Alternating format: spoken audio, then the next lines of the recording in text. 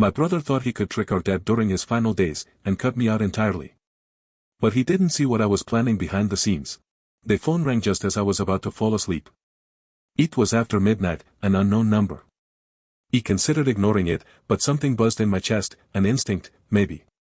I picked up, only to hear the trembling voice of my father's neighbor, Mrs. Nolan. Your dad collapsed outside, she said. The ambulance just left. That was how it started. He sped down the highway for 3 hours straight, 100 thoughts spinning through my head with every mile.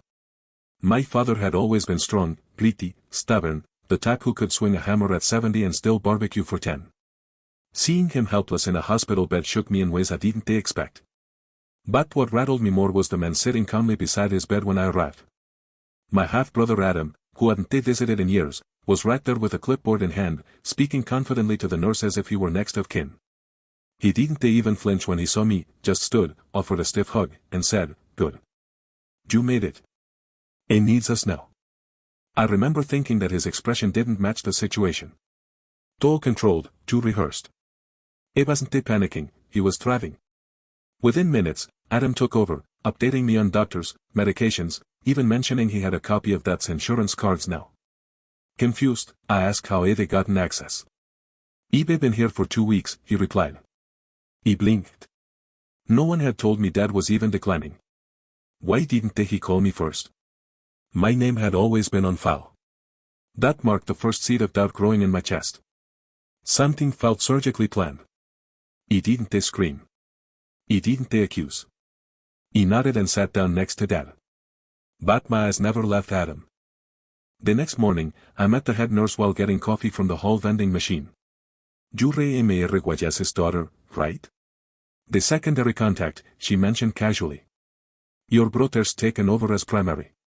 Her tone was friendly, but her words cracked something open in me. He was supposed to be primary. They completed those forms years ago when Dad had heart surgery. He forced a smile and walked back to the room where Adam had already made himself comfortable, phone plugged into the wall, laptop open, casual like he lived there. He asked him about the paperwork, and he waved it off. "We needed to update it." "Don't worry about it, just a formality." That phrase made my skin itch. We updated it. We hadn't done anything. He had. And without telling me. He checked with Dad later when Adam stepped out. His response? Confused. Adam said they needed signatures. He don't remember much. Those 6 words lit a flame of fear I hadn't felt before. He didn't know how far Adam had gone or why. But a man who hadn't spoken to Dad in nearly 3 years suddenly appearing, getting signature access while Dad was sick, no, that wasn't normal. Something was happening here, and I wasn't about to ignore it. But I also knew what reacting with anger would do. My father's mind was foggy, emotional escalations would give Adam more credibility. See. "Sis chaotic," I could hear him saying already. So, I did what I never used to do, I smiled, thanked him for stepping in, and quietly backed away. He didn't tell him I was driving straight to my lawyer. That morning was the first moment I realized I wasn't just grieving a sick parent. He was about to enter a private war. One I never asked for. When I had to win smart, not fast. Adam's transformation into Super Son was impressive. Every nurse knew him by name. He arrived daily with fresh smoothies. He fluffed Dad's pillows, rubbed his shoulders, laughed loudly during visiting hours like we were in some morning sitcom. And the grand gesture? He bought Dad a brand new recliner chair with extra lumbar support. He showed up with homemade soup and got side-eyed by a volunteer like I was late to my own party. And the rest of the family? Hook, line, and sinker. "Thank God for Adam," said Aunt Patricia. So devoted. Even Dad, in his groggy haze, began repeating what Adam told him. "Your brother's handling everything now. He's good with the computer stuff." Of course he was, he had the Wi-Fi password, my father's ID, and had memorized his Medicare number by then. But none of that terrified me like this one sentence: "Don't send any bills to Alina. Adam said he's managing that now." That was told to me by the billing coordinator at the hospital. I smiled, nodded, and made a note of her name. Tracy. He'd be talking to her again soon. The shift was happening in silence, legal, paper thin, and invisible to anyone not paying attention. But I was paying attention. He began making private logs. Who said what? That is. Rooms. Doctors Adam interacted with. I didn't sneak around, I simply didn't speak louder than necessary. Let him coast on charm. Let him build his castle of good deeds. He knew what this was. A performance meant to earn access. Not affection. When manipulators are praised, they move faster. They make mistakes. One day, while Adam was joking with the janitor, I took a photo of the clipboard on that nightstand. It confirmed what I feared. Medical proxy, Adam Wallace. The long game had to begin now. Or I would lose everything. He went home that night and pulled open my filing cabinet. Every document of Dad's they ever kept, his original will, his old health directives, financial paperwork, all there. He organized everything into folders. Then I opened my laptop and made a spreadsheet, interactions with Adam, unverified claims, punto. He didn't wait until something went wrong to prepare, I built my firewall now. Then came the lawyer. He didn't need to hire her full-time yet, just a 1-hour consultation. Her name was Vanessa, and she'd handled conservatorship abuse cases before. She listened quietly, didn't overreact, and then calmly said, begin tracking everything. And whatever you do, don't confront him emotionally. That gives him fuel. Her words hit like math. If I screamed at Adam, it would justify his narrative that I'm unstable, the irresponsible daughter who can't handle Dad's decline. But if Adam knew I had a legal watchtower aimed at him? They'd vanish underground. So I kept showing up like nothing was wrong. Smiling. Asking Dad if he needed socks. Talking about old fishing trips. But meanwhile, I logged everything. That is Adam picked that up. What medical offices he handled. The pharmacist's name Adam claimed to have spoken to. Every interaction had a breadcrumb trail, and I followed it like a hound. But I didn't just build defense. He built mental armor too. He signed back up for yoga. He spent time with my son. He didn't let this new war leak into the rest of my life. Because I could already feel the trap, let it consume me, or outlast it. This wasn't about revenge. It was about resilience. Adam thought he could win with legal speed. But I wasn't sprinting. He was setting traps. Quiet traps. Bulletproof ones. Because in the end, the truth never has to scream. It just has to survive long enough to be heard. Adam started testing my limits. Maybe he sensed that I wasn't falling for the helpful brother act, because his tone shifted. Subtle at first. You shouldn't be driving Dad around anymore, he said once. The doctor said too much stimulation stresses him. The doctor never said that. Dad was happiest when old jazz played on the radio on the way to his checkups.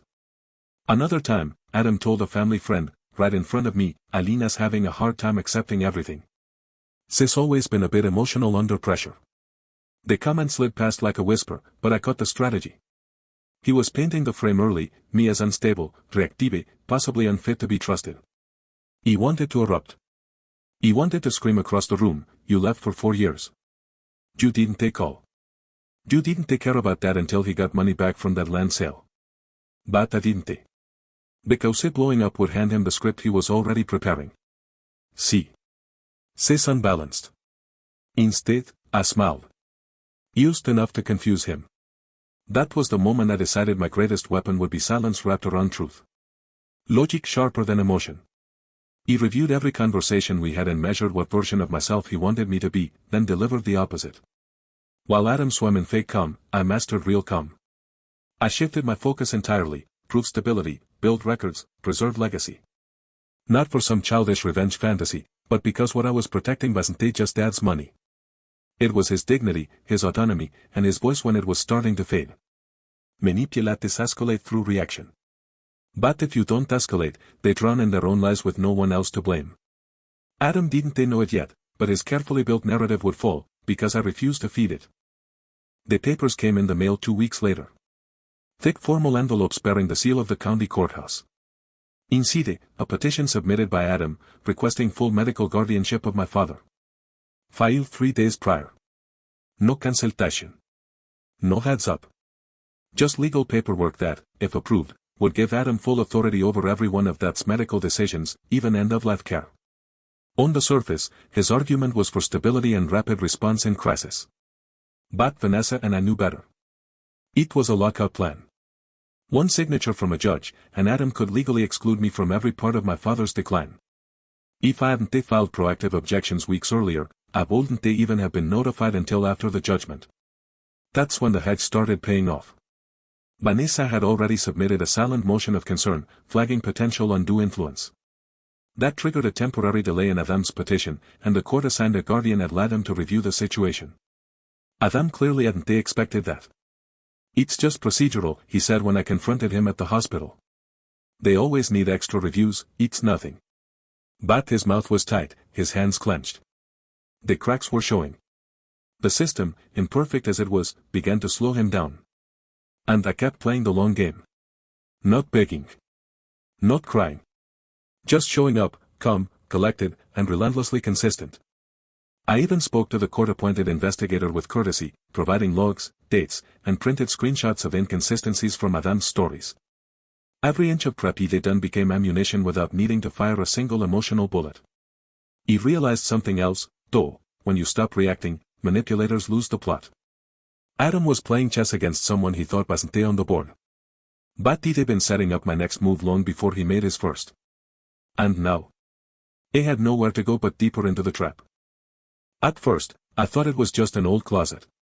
My father's home had hundreds of hidden corners, forgotten drawers stuffed with photos and notebooks. But this cabinet was different, tall, locked, and clearly untouched for years. He remembered it from childhood, always brushed off as just tools, but something about it felt important now. I found the key inside an old envelope marked in case something happens, in that stressor. The lock was stiff. Took me 2 tries. Inside, not tools, but folders. Neatly stacked, labeled in my father's unique, half-cursive handwriting. We, 2014. Property, 2007. Sunset Insurance, final benefit. And then one marked simply, Alina. My heart stopped for a second. That folder held a handwritten letter. My father's words. Dated 5 years ago, updated twice. It declared me and only me as medical proxy. It even referenced my help through his earlier surgery recoveries, noting that I was always patient with my nonsense and could be trusted to make choices they want. Attached was a power of attorney draft. Unsigned, yes, but real. Notarized. More importantly, his hand was clearly in it. That is matched. And none of it mentioned Adam. This wasn't an assumption anymore. This wasn't paranoia or resentment or sibling rivalry. This was evidence. Tangible. Clear. And bearing. He realized then what made my stomach tighten: Adam probably knew this cabinet existed. But he hadn't found it. If he had, these papers would be destroyed. And they'd be fighting shadows. This wasn't a document. It was a shield. My proof that my father had wanted something else, someone else, to carry out his final care. That night, I scanned everything, backed it up in 2 drives, and emailed one securely to Vanessa. Adam had money. He had appearances. But now, he had memory. And memory in court, when written clearly, is fact. That had a good day. That's how the nurse described it, simple words, but for someone fading in and out of lucidity, a good day was gold. He arrived right before sunset. His eyes looked clearer than he'd seen them in weeks. Alert. Calm. He sat beside him and said casually, "You know, I found some of your old paperwork." His eyebrows perked slightly. He continued. "Remember the folder you wrote for me? The one behind the old cabinet?" There was a long pause. He looked ahead, then finally nodded, slowly. "I didn't want Adam making the calls. Don't they listen," he murmured. "He thinks I'm gone already. But I'm still here." It nearly broke me right there. But I clenched my hand tightly under the chair. He couldn't cry. "Not yet. Do you trust me, Dad?" he asked.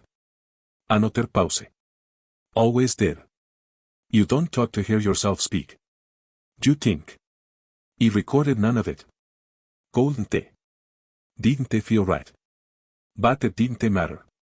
I had signed letters, backed documentation, and my father's brief returned to self-awareness only confirmed what I already knew: he never chose Adam fully. He simply gave up fighting. And now it was up to me to make sure his voice wasn't erased, even when his memory failed him. When Adam came in an hour later, radiating fake charm, he didn't know about the conversation. didn't they let it show? He told the nurse they'd be taking over full-time soon. He simply smiled again, a little tighter this time. That night, I didn't just scan documents, I started writing a letter of my own. A sworn declaration, outlining intent, history, and timeline. Vanessa said this moment would come, a critical window where truth emerged and proof poured around it. That boldn't they be present for the courtroom. But now, I could carry his mind with me. Vanessa had a plan. You're not going to go after him directly, she said, eyes scanning over my compiled folder. You're going to hand him the stage, and document how he dances. Didn't they understand at first? But then it became clear. We arranged a casual lunch, not far from that care facility. Adam thought we were rebuilding family trust. That's how I pitched it. He reserved a table by the window, where a plain-looking woman sat at a separate booth nearby. She was a certified elder care investigator, licensed by the state, even Adam wouldn't recognize her. He dove into our meeting full of charisma. He'd done the hard part. Getting him comfortable with the changes was brutal. I mean, you can't reason with someone who don't know what year it is, right, he said, sipping his wine. I assumed you wouldn't step in you live far, have your kid, you got your own things. It wasn't gloating, it was worse. He sounded casually entitled to that's life, talking like someone who rehearsed it in his head too many times. The woman nearby took notes. Meanwhile, I nodded, encouraged him to speak. Maybe next year we sell the house. I mean, we split it, he said, catching himself. Of course. That slip-up was key. Dad was still alive, and he was already framing long-term plans that somehow didn't include Dad. He even laughed about rewriting the original will. We simplified things. You wouldn't believe the junk lawyers put in there. Man, relevance matters, don't it? He thought he was winning. But every word was digging a legal hole around him. By the end of lunch, I had 2 backups of the audio, a witness with a professional affidavit, and clear verbal proof of intent. Adam didn't even know a court hearing date had been set. Adam couldn't help himself. That's the thing with manipulators. Once they taste a little power, they crave applause just as much as control. He gathered family at Dad's house for a small dinner. The excuse was celebrating Dad's stable condition. But it was more than that. It was about image, projecting himself as the caretaker, the man who stepped up during hard times. He went. Quiet. Polite. Watching. Half-witted, with a glass of wine in hand, Adam started speaking about responsibility. It's hard being the one who handles it all, he said with full humility. People clapped. And then he slipped, again. eBay already got most of the estate planning sorted, he said, casually. It's really about protecting Dad from confusion, not micromanaging every old clause. Honestly, after the inheritance updates, things will be smoother. My heart froze. Aunt Patricia glanced at me, concerned. Inheritance updates, she asked. Adam smiled too wide. Just simplifying things. Removing outdated stuff. Modernizing it. It's what Dad wanted. Silence ricocheted through the room like lightning hiding in the walls. Someone turned off the music. But Dad already made his wishes clear years ago, Patricia said. Adam brushed it off, he asked me to help reframe things. You all know how forgetful he's been. He didn't speak. Not yet. But I looked around, scanning faces. Let them ask questions. Let the seed of skepticism begin to grow. Vanessa once told me, let other people ask the hard questions for you. Then your voice strengthens, not tightens. After dinner, I walked to my car and immediately wrote down every line he spoke. The case was becoming stronger, not just technically, but emotionally, morally. Ibn family was waking up. Adam thought charm was strategy. But charm without truth is just masking tape, and it always peels when the room gets warm. Court dates bring disillusionment. You think truth matters most, until you meet bureaucracy. Vanessa warned me. Be patient. Delays are not defeat. And delays came fast. The first hearing got continued. The judge had a scheduling conflict. Then Dad's primary doctor went on personal leave. Adam's attorney filed counters, requesting third-party psychiatric evaluations. It felt endless. Like the system was built to drain energy instead of deliver justice. There were days I cried in my car after meetings. Days I felt utterly alone. But that's where my second firewall helped, the emotional one. He stayed in therapy. He journaled. He exercised. I reminded myself, this wasn't about battle. It was guardianship, in the deepest sense of the word. Not over assets, or authority, but over truth. The long game meant learning to live while the game was still being played. He reconnected with old friends without venting. I went to my son's school play without checking emails. He let the case run, and trusted the evidence. Because reaction-driven people burn out. Track-driven people outlast. Each week, Vanessa added another layer to our legal scaffolding. Our timeline now had sworn affidavits from nurses, copies of the old will, proof of inconsistent signatures, and even video footage confirming who entered which medical offices. Meanwhile, Adam started losing rhythm. He cancelled 2 check-ins with family. He forgot to show up for an evaluation. Charm fades fast when silence shows up. I realized something deeper. Adam didn't just want control, he needed to be seen winning. And the longer we stayed quiet, the more his ego cracked. Temptation would take him deeper. All I had to do was hold my ground, document, rest, and wait for him to make louder mistakes. It was never about speeding up justice. It was about staying ready when it finally arrived. The day of the first full hearing, the weather was eerily calm. Inside, it was anything but. Adam arrived early, wearing a suit. He looked uncomfortable in his charm was dialed up, but tension flickered at the corners. My father wasn't present, medically, it wasn't necessary. But his voice echoed in every document entered into the record. Vanessa opened cleanly, laying out our case like architecture, tight, stable, and rooted in facts. We presented the original will, dated and witnessed, highlighting Dad's declared intentions, naming me his medical proxy. Adam's attorney objected, claiming Dad's mental state had long since deteriorated. The judge asked for timestamps. We provided receipts, doctor logs, signed verifications showing Dad had been cognitively capable at the time of writing. Then came the binder. Vanessa placed it on the table, a chronological chain of events detailing how Adam isolated Dad, created back-channel access to lawyers, and altered documents, all while pushing me aside. The court investigator confirmed emotional pressure patterns and probable undue influence. Adam's calm cracked. He stood to argue, interrupting the judge mid-sentence. I was protecting him, he blurted. The courtroom fell quiet. He trusted me. Everyone else backed off and let him rot. The judge raised one eyebrow and asked, blandly, did he ask to change his will in your presence? Adam hesitated for the first time. He wasn't this specific. It was enough. Vanessa looked down. She didn't smile. He didn't either. Truth didn't need a celebration, it just needed daylight. The judge called for final submissions. He left the courtroom tired. Not from losing. From carrying the weight in silence for months while the world assumed the mask Adam wore was real. But masks melt. And facts don't. The second court day moved faster. The judge had reviewed both sets of documents overnight. Upon reconvening, he recited from the report submitted by the court investigator. It read like a slow dissection of everything Adam tried to hide, emotionally coercive behavior, patterns of excluding existing family members from communication, rapid changes to legal documents during questionable cognitive periods. Adam tried one last strategy, reframing everything as misunderstood compassion. My father was fading, he argued, his voice cracking slightly. I stepped up when no one else did. He never forced anything. He just filled in the gaps. But when Vanessa calmly introduced the signed affidavit from the notary who they'd been pressured into witnessing the newer will, the mood shifted. The hook his face remained unreadable, but the room felt colder. By mid-afternoon, Adam sat with clenched fists, staring into the table while his lawyer scribbled notes he no longer cared to read. The judge asked if there was anything he'd like to say, not a statement, not an argument, just a closing truth. He stood. Not angry. Just steady. My father raised me to stand on my word, I said. He told stories with actions, not speeches.